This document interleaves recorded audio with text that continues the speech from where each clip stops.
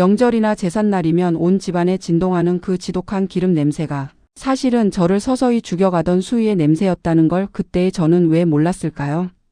10년이라는 세월 동안 저는 사람이 아니라 그저 시댁이라는 거대한 기계가 원활하게 돌아가도록 기름을 치는 부속품에 불과했습니다.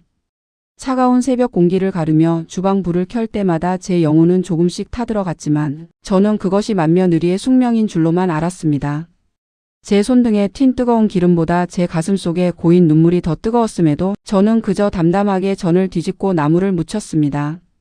하지만 여러분, 참는 자에게 복이 온다는 말은 틀렸습니다. 참는 자에게는 더 큰 고통과 무시, 그리고 감히 상상조차 할 수 없는 배신만이 찾아올 뿐입니다. 제가 10년 동안 정성껏 차려 올린 그 제사상 앞에서 시어머니는 조상님이 아닌 제 등에 칼을 꽂을 준비를 하고 계셨습니다. 잠시 후 여러분은 제가 겪은 그 끔찍한 배신의 첫 단추가 무엇이었는지 목격하게 되실 겁니다. 사람들은 말합니다. 가족끼리 어떻게 그럴 수 있느냐고. 하지만 저는 그날 이후로 가족이라는 단어를 믿지 않습니다. 제가 왜 그토록 사랑했던 남편과 시어머니를 무너뜨리기로 결심했는지 그 처절한 시작을 이제 말씀드려야겠네요. 남들 눈에는 평범한 주부로 보였겠지만 제 삶은 매 순간이 살얼음판이었습니다. 불과 얼마 전까지만 해도 저는 제 운명을 바꿀 기회가 올 거라고는 생각지도 못했습니다. 그저 이 지옥 같은 기름 냄새가 빨리 사라지기만을 바랄 뿐이었죠. 지금부터 제가 들려드릴 이야기는 흔한 고부 갈등의 신세 한탄이 아닙니다. 평범했던 한 여자가 어떻게 가장 밑바닥에서 스스로를 구원하고 자신을 짓밟은 자들을 하나하나 파멸의 길로 인도했는지 그 과정을 지켜봐 주십시오. 저는 이제 그날의 차가운 새벽으로 다시 돌아가 보려 합니다. 제 인생을 송두리째 뒤흔든 시어머니의 그 서늘한 목소리가 제 귓가를 때리던 그 순간부터 말이죠. 10년 전 제가 그 집에 처음 들어갔을 때만 해도 저는 제가 세상에서 가장 행복한 신부인 줄 알았습니다. 하지만 조만간 밝혀질 진실은 그 모든 것이 치밀하게 설계된 연극이었다는 사실입니다. 결혼 생활 내내 저는 단 한 번도 제 이름으로 불린 적이 없습니다. 제가 왜 제 이름을 되찾기 위해 모든 것을 걸어야 했는지 그 처참한 인격 모독의 현장을 곧 공개하겠습니다. 지금 이 목소리가 너무 담담해서 놀라셨나요? 이야기를 끝까지 듣고 나면 여러분도 이해하게 되실 겁니다. 가장 깊은 슬픔을 지나온 사람만이 가질 수 있는 이 서늘한 평온함을요. 과연 누가 진정한 죄인인지, 그리고 그들이 치른 대가가 충분했는지 여러분이 직접 판단해 주시길 바랍니다. 이제 그 잔혹하고도 우아한 복수의 서막을 올립니다. 제사가 시작되기 하루 전 그 공포의 전야제는 언제나 시어머니의 날카로운 잔소리와 함께 시작되었습니다. 남편과 함께 시댁 현관문을 열고 들어서는 순간부터 제 숨통을 죄어오는 그 특유의 분위기에 저는 10년 동안 단 한 번도 익숙해진 적이 없습니다. 시어머니는 제가 사온 식재료 하나하나를 들춰보며 마치 죄인을 취조하듯 혀를 차셨습니다. 대추가 왜 이렇게 잘 디자냐느니, 고기 색깔이 영 마뜩지 않다느니 하시는 말씀들은 제 정성을 비웃기라도 하는 듯 했죠. 내가 이런 걸 제대로 골라봤어야 알지. 우리 아들이 너를 만나서 고생이 많다. 남들 같으면 번듯한 집안 며느리 얻어서 조상님 덕 좀 봤을 텐데. 그 말은 날카로운 칼이 되어 제 가슴을 도려냈습니다.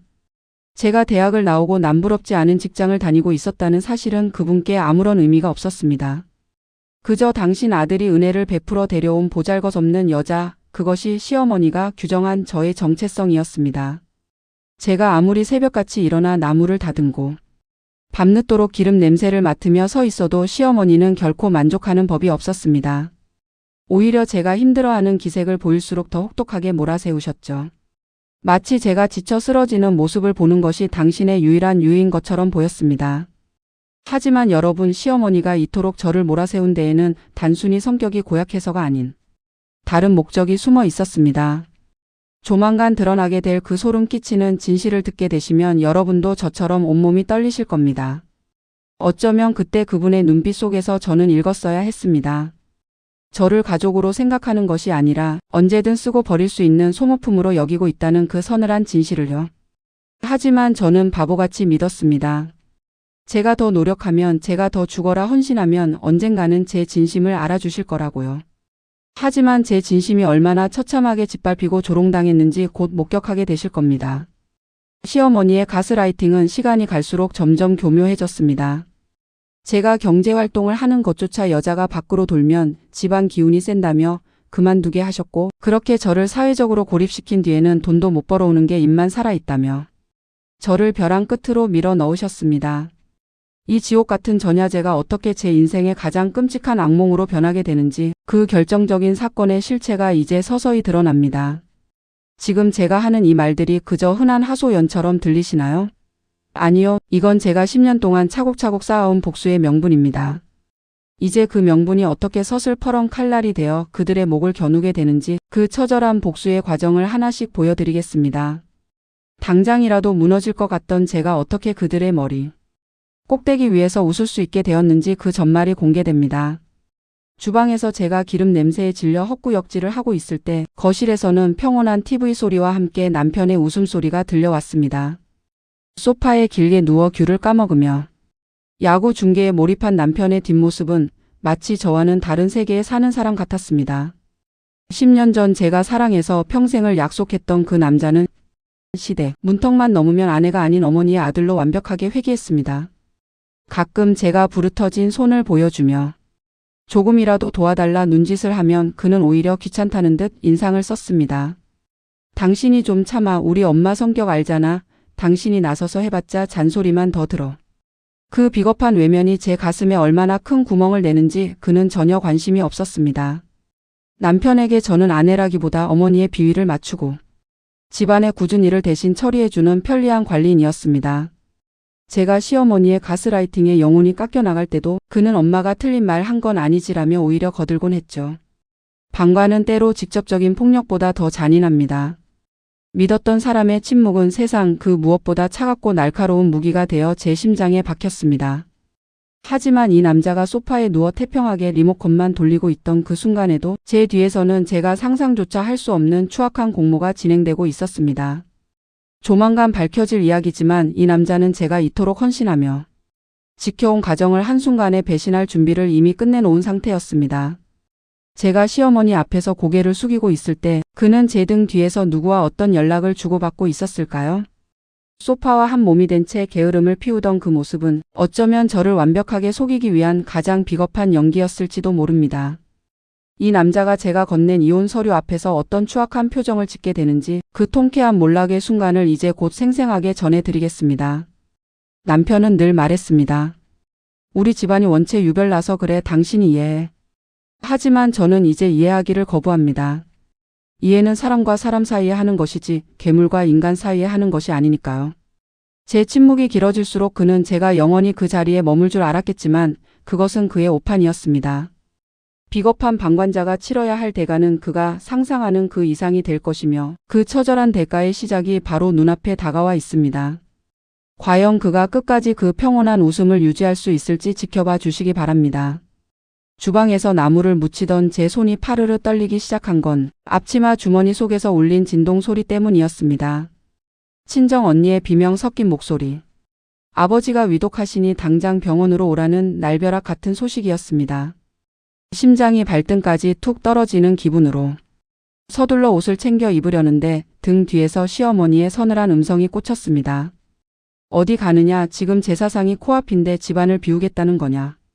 아버지가 돌아가시게 생겼다는 제 처절한 절규에도 시어머니의 표정은 미동조차 없었습니다. 오히려 제 팔을 억세게 낚아채며 말씀하시더군요. 죽은 사람은 죽은 사람이고 산 사람은 도리를 해야지. 조상님 제사 안 지내고 가면 내 친정아버지가 참 좋아하시겠다. 사람이 어떻게 그런 말을 할 수 있는지 제 눈앞이 하얗게 멀어버린 순간이었습니다. 더 기가 막힌 건 남편이었습니다. 신발장을 붙잡고 우는 저를 향해 그는 이렇게 말했습니다. 당신 지금 가면 엄마 화나시는 거 안 보여? 어차피 병원 가도. 당신이 할 수 있는 거 없잖아. 제사 지내고 같이 가자. 10년 동안 제가 믿고 의지했던 남자가 사경을 헤매는 장인 어른보다 어머니의 기분을 더 살피는 괴물이라는 걸 그제야 깨달았습니다. 결국 저는 그날 병원에 가지 못했습니다. 시어머니는 제가 나가지 못하게 현관문을 잠그고 열쇠를 감춰버렸으니까요. 하지만 여러분, 사실 그때 시어머니가 저를 붙잡았던 진짜 이유는 제사가 아니었습니다. 제가 그 자리에 있어야만 완성되는 그들의 추악한 계획이 따로 있었기 때문이죠. 제가 병실도 지키지 못한 채 아버지를 보내드려야 했던 그 처참한 한이 어떻게 시댁 식구들을 무너뜨리는 가장 강력한 독이 되는지 이제 곧 보시게 될 겁니다. 지금도 눈을 감으면 아버지가 혼자 외롭게 숨을 거두시던 그 병실의 정적이 느껴집니다. 그리고 제 귓가에는 여전히 전을 부치라며 소리치던 시어머니의 목소리가 환청처럼 들려오죠. 장례를 치르는 내내 제가 흘린 눈물은 슬픔이 아니라 피눈물 섞인 복수의 다짐이었습니다. 제가 친정 아버지의 이름으로 그들에게 내릴 마지막 선고를 기대해 주세요. 그들이 그토록 중요하게 여기던 그 돌이라는 단어로 저는 그들의 숨통을 천천히 조여놓을 겁니다. 이제 그들이 감춘 유언장과 돈에 눈먼 자들의 추악한 민낯이 드러나는 순간이 머지 않았습니다. 과연 시어머니가 감춘 열쇠가 제 인생의 문을 닫은 걸까요? 아니면 그들의 파멸로 가는 문을 연 걸까요? 그 기막힌 반전이 시작됩니다. 친정 아버지를 임종조차 지키지 못하게 막아선 그 지옥 같은 집구석에 또 다른 불청객이 발을 들였습니다. 바로 시어머니를 쏙 빼닮은 신우이였습니다. 넋이 나간 저를 보며 그녀가 처음 내뱉은 말은 위로가 아니었습니다. 언니 이전은 왜 이렇게 눅눅해? 그리고 나물간이 왜 이래? 우리 엄마 고생시키지 말고 제대로 좀 해. 얄미운 입술을 실룩거리며 제 정성을 쓰레기 취급하는 그 모습에 제 안에 무언가가 툭 하고 끊어지는 소리가 들렸습니다. 신우이는 손가락 하나 까딱하지 않으면서 주방을 휘젓고 다녔습니다. 제가 무너져 내린 가슴을 부여잡고 있을 때 그녀는 시어머니와 마주 앉아 낄낄거리며 제 친정의 가난을 입에 올렸습니다. 사돈 어른 돌아가셨다면서요? 그래도 제삿날 돌아가신 거 보니 조상님이 언니 일 시키려고 부르셨나 보네. 그 말은 인간의 입에서 나올 수 있는 가장 잔인한 저주였습니다. 시어머니는 그런 딸의 등을 두드리며 그래, 제사 망쳤으면 큰일 날 뻔했다며 맞장구를 치더군요. 여러분, 이들의 이 뻔뻔한 조롱 뒤에는 소름 끼치는 공모가 숨어 있었습니다. 신우이가 평소보다 일찍 그리고 저토록 당당하게 기어 들어온 이유가 단순히 저를 괴롭히기 위해서였을까요? 아니요. 그녀는 이미 시어머니와 함께 제가 결코 알아서는 안 될 무언가를 나누어 가질 모의를 마친 상태였습니다. 잠시 후 여러분은 이들이 제 등 뒤에서 나누던 그 추악한 대화의 실체를 듣게 되실 겁니다. 저는 입술을 깨물며 버텼습니다. 지금 이들의 모욕을 받아내고 있는 이 순간이 훗날 제가 그들을 법정에서 그리고 사회적으로 매장할 가장 강력한 증거가 될 것임을 직감했기 때문입니다. 신우이는 제가 아무 말도 못하고 고개를 숙이고 있자 제가 무서워서 그러는 줄 알고 기고만장해졌습니다. 하지만 그녀는 몰랐을 겁니다. 제가 쥐고 있는 주방용 칼보다 제 마음속에 품은 복수의 칼날이 훨씬 더 날카롭게 갈려 있었다는 사실을요. 이제 곧 10년 동안 쌓인 제 인내심이 어떻게 폭발하는지 그리고 그 잘난 신우이의 입에서 비명소리가 터져 나오게 될 결정적인 순간이 공개됩니다. 제가 왜 그토록 차분하게 이들의 무례함을 견뎠는지 그 소름 돋는 이유가 이제 드러납니다. 과연 이 오만한 신우이가 제 복수의 첫 번째 제물이 될 수 있을까요? 그녀의 무지함이 불러온 파멸의 서막을 지켜봐 주십시오. 시어머니의 모욕과 신우이의 비아냥이 주방의 뜨거운 열기와 섞여 제 이성을 마비시키던 그때 사건은 아주 사소한 몸짓에서 시작되었습니다. 간이 맞지 않는다며 신우이가 제가 묻혀놓은 나물 그릇을 싱크대에 쏟아버렸고 이를 지켜보던 시어머니는 한술 더 떠 제 어깨를 거칠게 밀치셨습니다. 어디서 넛을 놓고 있어.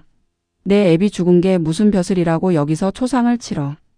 그 밀침에 제 몸이 밀려나며 10년의 세월이 켜켜이 쌓인 전바구니가 바닥으로 엎어졌습니다.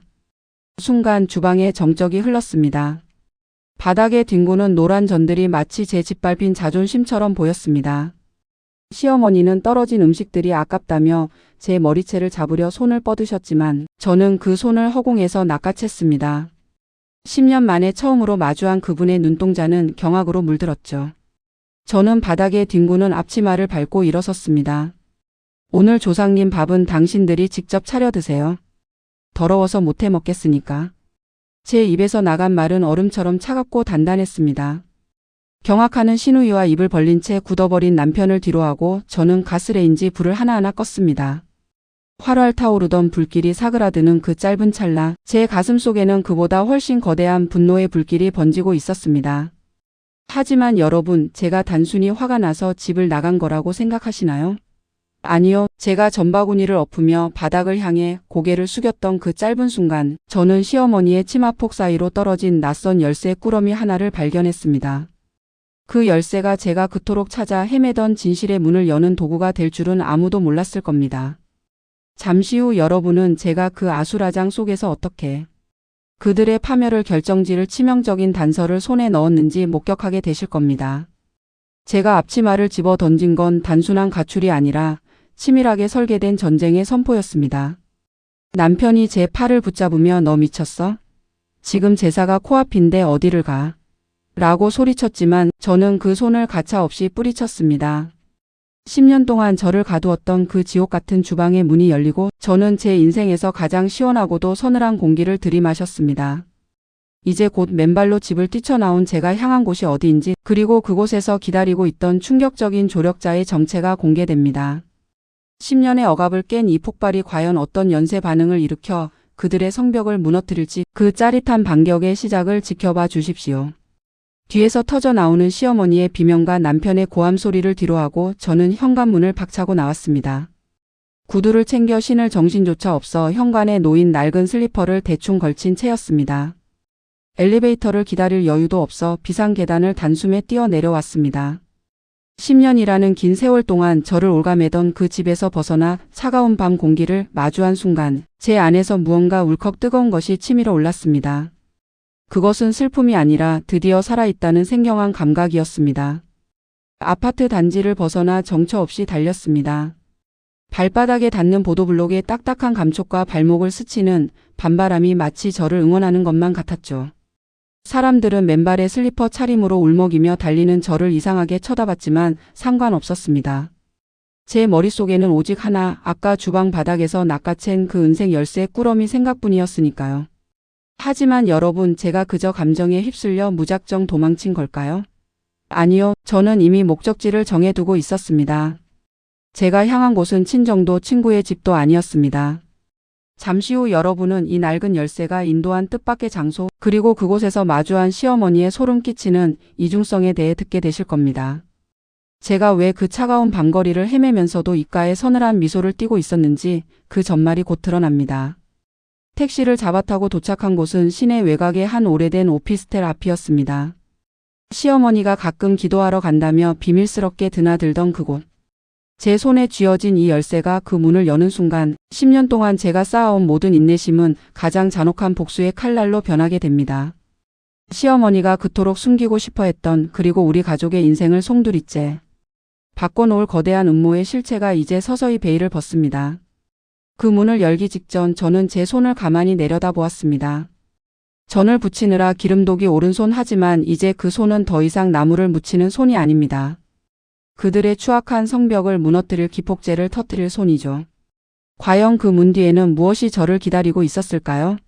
10년의 굴레를 끊고 마주한 진실이 너무나도 참혹해서 저는 그 자리에 주저앉을 수밖에 없었습니다. 그 충격적인 현장을 지금 바로 공개합니다. 오래된 오피스텔의 문을 열었을 때 그곳에는 시어머니의 기도가 아닌 수북이 쌓인 서류 뭉치와 낯선 남자가 저를 기다리고 있었습니다. 시아버님이 생전 가장 신뢰하셨던 오랜 변호사였죠. 그는 제가 나타날 것을 이미 알고 있었다는 듯 담담하게 서류 한 장을 내밀었습니다. 그 서류 위에는 돌아가신 시아버님의 친필 서명과 함께 제가 지난 10년 동안 그 지옥 같은 집구석에서 견뎌온 시간에 대한 보상이 고스란히 적혀 있었습니다. 시아버님은 이미 알고 계셨던 겁니다. 당신의 아내와 자식들이 얼마나 탐욕스러운 괴물인지 그리고 그 사이에서 제가 어떤 피눈물을 흘리며 버티고 있었는지를요. 서류에 적힌 숫자는 제 상상을 초월했습니다. 시어머니가 그토록 숨기려 했던 비밀 신탁 자금과 시내 요지의 상가 건물들. 시아버님은 그 모든 재산의 관리권을 제가 이혼을 결심하는 순간 발동되도록 설계해 두셨습니다. 며느리인 제가 이 집안의 망나니 같은 자식들에게서 재산을 지킬 유일한 보루라고 믿으셨던 거죠. 하지만 여러분, 더 충격적인 사실은 따로 있었습니다. 시어머니가 왜 그토록 저를 구박하고 제사라는 명목하에 집안에 가둬두려 했는지 그 진짜 이유가 담긴 녹취록이 그 현장에서 발견되었습니다. 시어머니는 제가 이 유언의 존재를 알게 될까 봐 저를 사회적으로 고립시키고 자존감을 바닥까지 깎아내렸던 겁니다. 제가 스스로를 무능하다고 믿게 만들어 이 엄청난 권리를 포기하고 평생 당신의 종으로 살게 하려던 치밀한 계산이었죠. 변호사의 입에서 흘러나오는 진실을 들으며 저는 소름 끼치는 전율을 느꼈습니다. 저를 가족으로 대했던 것이 아니라 거대한 유산을 지키기 위한 자물쇠로 이용했다는 사실에 제 안의 마지막 자비심마저 차갑게 식어버렸습니다. 이제 저는 더 이상 슬리퍼를 끌며 도망치던 비련의 여주인공이 아닙니다. 제 손에는 이제 시댁 식구들의 생사여탈권을 쥔 강력한 법적 무기가 쥐어져 있었습니다. 하지만 저는 당장 그들을 찾아가 소리치지 않았습니다.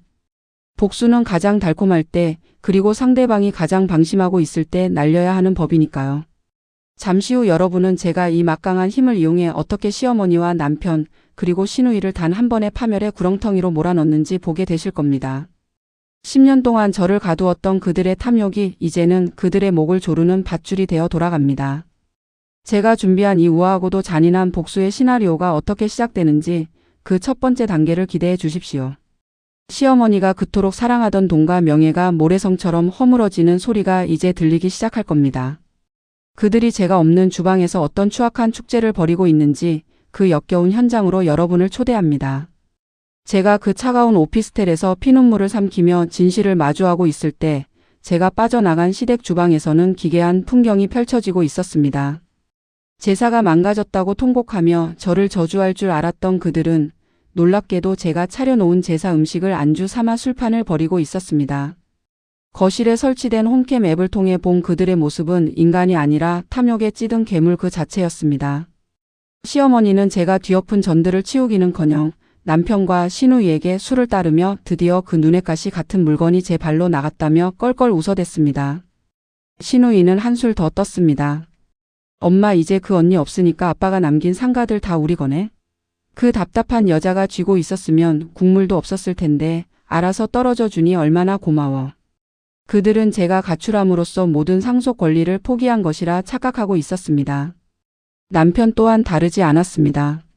어차피 갈 곳도 없는 여자니 며칠 굶다 보면 기어서 들어올 거야. 그때 이혼 서류 들이밀고 빈손으로 쫓아내면 돼.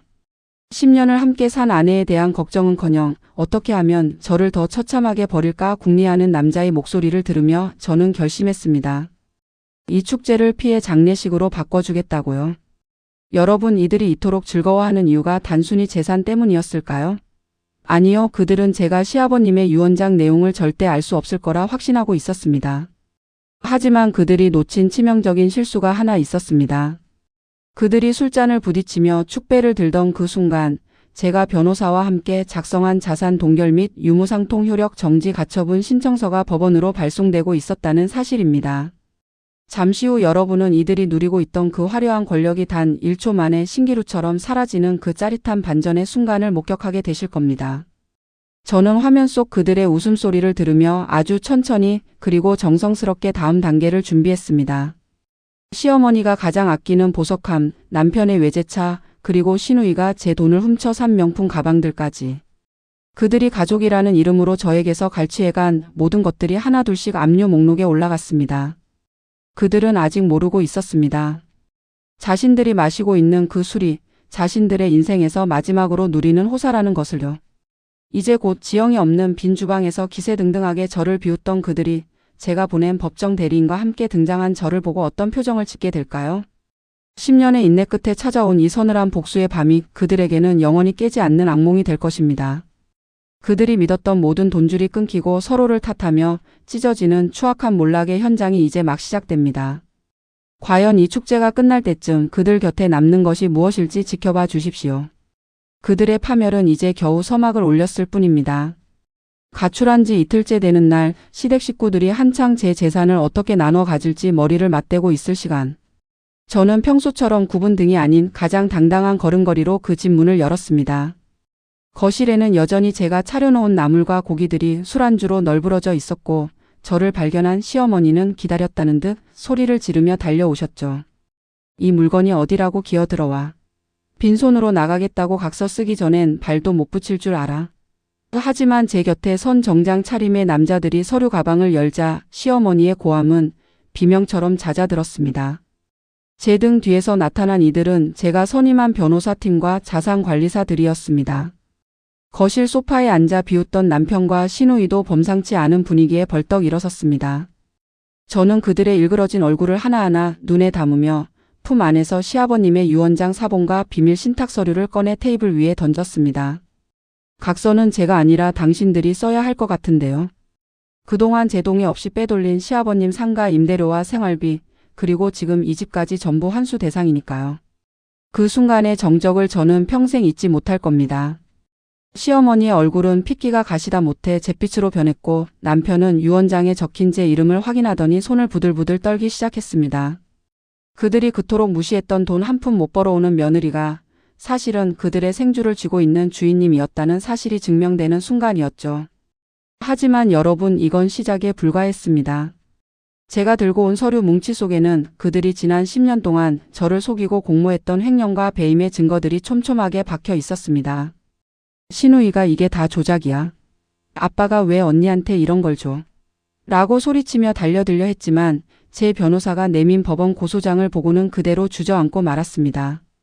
남편 또한 비굴하게 제 손을 잡으며 지영아, 오해하지 마. 나도 다 당신을 위해서. 라며 변명을 늘어놓더군요. 하지만 그 역겨운 손길을 저는 가차없이 뿌리쳤습니다. 10년 전 그들이 제 친정 아버지의 부고 소식을 비웃었을 때 저는 이미 이들의 아내도 며느리도 아닌 심판자가 되기로 맹세했으니까요. 잠시 후 여러분은 이들이 이 상황을 모면하기 위해 얼마나 더 추악하고 비겁한 짓을 저지르는지 보게 되실 겁니다. 자기들끼리 서로를 고발하며 찢어지는 그 비참한 민낯, 그리고 시어머니가 제 발등에 매달려 울며 불며 비는 그 짜릿한 반전의 순간이 이제 곧 펼쳐집니다. 10년 동안 저를 가뒀던 그 주방이 이제는 그들의 죄를 묻는 법정이 되었습니다. 과연 이 오만한 인간들이 어디까지 추락할 수 있을지 그 처절한 몰락의 현장을 끝까지 지켜봐 주십시오. 그들이 저지른 죄의 무게만큼 저는 단 한 치의 자비도 베풀지 않을 생각입니다. 무릎을 꿇고 제 바지가랑이를 붙잡은 시어머니의 손은 공포로 잘게 떨리고 있었습니다. 불과 이틀 전 제 친정아버지의 부고 앞에서 산 사람은 도리를 해야지라며 비웃던 그 당당함은 어디로 갔을까요? 제 발등에 떨어지는 시어머니의 눈물은 참회의 눈물이 아니라 평생 누려온 부와 권력을 잃게 된 자의 비겁한 비명이었습니다. 남편은 옆에서 시어머니의 등을 떠밀며 다 엄마가 시킨 일이야. 난 정말 몰랐어. 라며 비굴하게 책임을 전가했고 신우이는 구석에서 본인이 갈취한 명품 가방들을 숨기기에 급급했습니다.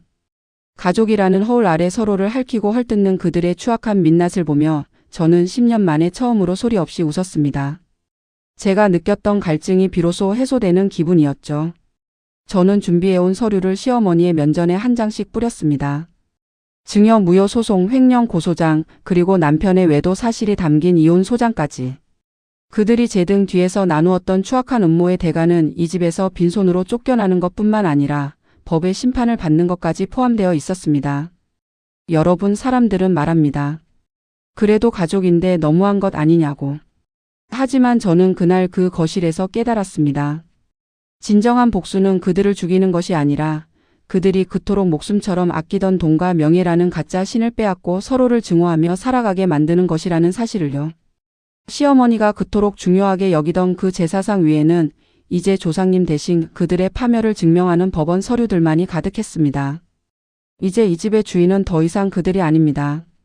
10년 동안 기름 냄새를 맡으며 눈물 젖은 전을 부치던 며느리 지영이 아닌 자신의 삶을 되찾은 한 여자가 이 공간의 진정한 주인이 되었습니다. 저는 짐 가방 하나 들지 않고 그 집을 나왔습니다. 그들이 쓰던 물건 중 제 손때가 묻지 않은 것이 없었지만 그 어느 것도 가져가고 싶지 않았습니다. 오직 제 이름 석자 이지영이라는 명예만을 챙겨 그 지옥 같은 문을 닫았습니다. 지금까지 제 기나긴 사연을 들어주셔서 감사합니다.